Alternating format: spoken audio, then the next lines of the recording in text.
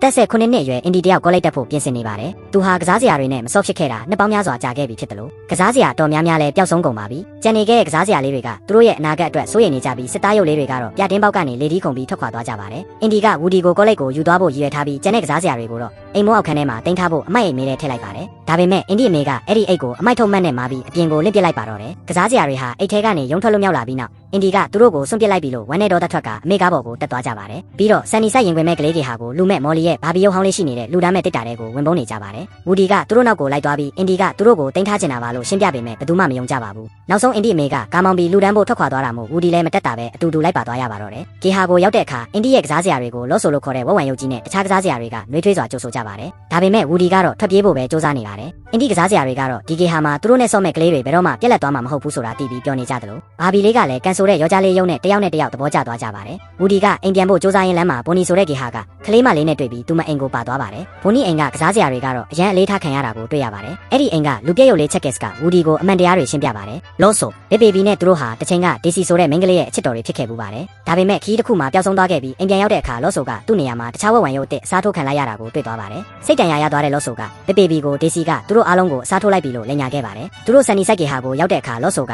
အာနာသိမ့်ပြီးအဲ့ဒီနေရာကိုကစားစရာတွေအတွက်အကျဉ်းထောင်တစ်ခုလိုပြောင်းလဲပစ်ခဲ့တာပါ။ချက်ကစ်ကတော့ဘိုနီကသူ့ကိုပြုပြင်ဖို့အိမ်ခေါ်သွားလို့သာလွတ်မြောက်ခဲ့တာဖြစ်ပါတယ်။တစ်ဖက်မှာတော့အင်ဒီကစားစရာတွေဟာကလေးငယ်လေးတွေရဲ့ကျန်းတဲ့ဆော့ကစားမှုကိုခံနေရပါတယ်။ဘတ်စလိုက်ယာကလော့ဆိုစီသွားပြီးကစားစရာတွေကိုအသက်ကြီးတဲ့ကလေးတွေရှိတဲ့အခန်းကိုပြောင်းပေးဖို့တောင်းဆိုပါတယ်။ဒါပေမဲ့လော့ဆိုကဘတ်ကိုမူလဆက်ယုံထုတ်တိုင်းစနစ်ပြန်ချပစ်လိုက်ပြီးသူ့ရဲ့မှတ်ဉာဏ်တွေကိုဖျက်ဆီးပစ်လိုက်ပါတယ်။အာလူကတော့ကအင်ဒီအခန်းထဲမှာကြံခဲ့ရဲ့မျက်လုံးတစ်ဖက်ကနေတဆင့်အင်ဒီတယောက်သူတို့ကိုလိုက်ရှာနေတာကိုမြင်လိုက်ရပါတယ်။သူတို့အားလုံးဝူဒီပြောခဲ့တာမှန်မှန်သိပြီးထွက်ပြေးဖို့စူးစမ်းကြပေမဲ့လော့ဆိုရဲ့လက်ပါးစီတွေကသူတို့ကိုဖမ်းဆီးပြီးအကျဉ်းချပစ်လိုက်ပါတယ်။ကလေးငယ်တွေရဲ့ညှဉ်းပန်းမှုကိုခံဖို့အစ်စ်ဝင်လာတဲ့ကစားစရာတွေကိုအသုံးချနေကြတာပါ။ဝူဒီကဂေဟာကိုပြန်လာပြီးဖုံးရုပ်လေးစီကနေအမိုက်ပုံးကတဆင့်ထွက်ပြေးနိုင်တဲ့တခုတည်းသောနေလန်းကိုသိရှိသွားပါတယ်။အင်ဒီကစားစရာတွေကဘတ်ကိုမူလအတိုင်းပြန်ပြင်ဖို့စူးစမ်းပေမဲ့မာယင်ပြီးစပိန်ဘာသာစကားပြောတဲ့ပုံစံဖြစ်သွားတာကြောင့်ဂျက်စီကိုပိုးပန်းနေပါတော့တယ်။ကစားစရာအားလုံးအမိုက်ပုံးကြီးနားကိုရောက်သွားတဲ့အချိန်မှာပဲအမိုက်ကားကြီးရောက်လာပြီးလော့ဆိုတို့လူစုရဲ့ဝိုင်းညက်ခြင်းကိုခံလိုက်ရပါတယ်။ဝူဒီကလော့ဆိုရဲ့လက်ညာမှုတွေကိုပေပေဘီကိုဖွင့်ပြောလိုက်တာကြောင့်စိတ်ဆိုးသွားတဲ့ပေပေဘီကလော့ဆိုကိုအမိုက်ပုံးနဲ့လင့်ပစ်လိုက်ပါတယ်။ကစားစရာတွေထွက်ပြေးဖို့စူးစမ်းချိန်မှာလော့ဆိုရဲ့အပေါင်းပါတွေဆုတ်ခွာသွားကြပေမဲ့လော့ဆိုကဝူဒီကိုအမိုက်ပုံးနဲ့ဆွဲသွင်းလိုက်ပါတယ်။ကားကအမိုက်တွေကိုတင်စေတဲ့အခါပါပြီးခံတဲ့ပေပေဘီတို့ကလွဲလို့ကျန်တဲ့ကစားစရာတွေအားလုံးဝူဒီကိုကယ်ဖို့စူးစမ်းရင်အမိုက်ကားထဲပါသွားကြပါတယ်။အဲ့ဒီမှာရုပ်မြင်သံကြားဆက်ကြီးပြုတ်ကျလာပြီးဘတ်ရဲ့ခေါင်းကိုထိမှန်ရာကနေသူ့ရဲ့မူလမှန်ဉာဏ်နဲ့စိတ်နေစိတ်ထားပြန်ပွင့်လာပါတယ်။အမိုက်ကားကကစားစရာတွေကိုအမိုက်ပုံကြီးစီခေါ်သွားပါတယ်။အဲ့ဒီနေရာမှာကြောက်သားရုပ်လေးတွေကစက်မှုလုပ်ငန်းသုံးဂရိန်းလက်တီကြီးကိုမြင်ပြီးပျောက်ကွယ်သွားကြပါတယ်။ဝူဒီနဲ့ဘတ်ဆိုကလော့ဆိုကိုအရေးပေါ်ခလုတ်စီရောက်အောင်ကူညီပေးခဲ့ရမယ်။လော့ဆိုကသူတို့ကိုတစ္ဆာဖောက်ပြီးတယောက်တည်းထွက်ပြေးသွားပါတယ်။ကစားစရာတွေဟာသူတို့ရဲ့ကံကြမ္မာကိုလက်ခံပြီးတေဖို့ပြင်ဆင်နေချိန်မှာပဲအဲ့ဒီဂရိန်းလက်တီကြီးကိုမောင်းနေလာတဲ့ကြောက်သားရုပ်လေးတွေကသူတို့ကိုအချိန်မီကယ်တင်ပေးခဲ့ပါတယ်။တစ္ဆာဖောက်လို့ဆိုကတော့အမိုက်ကားတိုင်ပါတယောက်ရဲ့ဖမ်းဆီးခြင်းကိုခံရပြီးကားရှိမျက်နှာစာမှာအခြေခံလိုက်ရပါတော့တယ်။ဝူဒီနဲ့တခြားကစားစရာတွေကတော့အခြားမိုက်ကားတစ်စီးပေါ်တက်ပြီးအင်ဒီအိမ်ကိုပြန်လာခဲ့ကြပါတယ်။ဝူဒီကအင်ဒီအတွက်စာတစ်စောင်ရေးခဲ့ပြီးအင်ဒီကသူ့မေရေးထားတဲ့ထင်တဲ့ကစားစရာအားလုံးကိုဘိုနီစီသွားလိုပါတယ်။အင်ဒီကကစားစရာတွေကိုဘိုနီကိုတရုတ်ချင်းစီမိတ်ဆက်ပေးနေတော့တစ်တာအောက်ချင်မှာဝူဒီရှိနေတာကိုတွေ့ပြီးဘိုနီကမှတ်မိသွားပါတယ်။စပိုင်းမှာအင်ဒီနဲ့မျောနေမိပေမဲ့နောက်ဆုံးမှာတော့ဝူဒီကိုပါဘိုနီလက်ထဲလွှဲပြောင်းပေးခဲ့ပြီ